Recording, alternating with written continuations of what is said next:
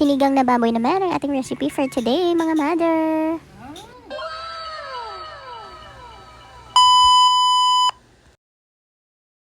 Hello, mga mother tea! A day in my life as a mother.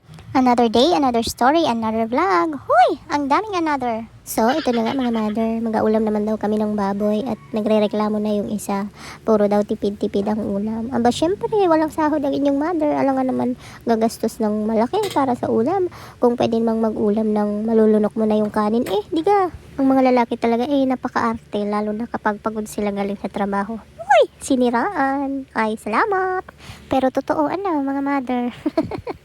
Hindi sila mapakali pag walang ulam. Kaya ayan, nag-prepare na nga ako din ng mga sangkap na gagamitin para sa sinigang. Ayan, naglagay ako ng gabi at repolyo. Favorite ko yung gabi na ilalagay sa sinigang kasi talagang nagiging malapot yung sinigang kapag gabi yung nilalagay. Lalo na pag malambot na yung gabi.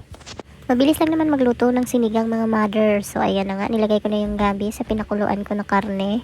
Yung karne namin is worth 100 pesos lang. So yun lang talaga yung niluluto ko ever since. 100 lang talaga palagi kasi minsan nasasayang yung mga bata. Ayaw din nila na inuulit yung ulam. Hoy, ang aarte mga mother, akala mo mayaman. Kaya napagtaguri ang mayaman ng inyong mother kasi ang aarte ng mga batiet. Ayun na nga mga mother, inilagay ko na dyan yung repolyo kasi malambot na yung karne at saka yung gabi.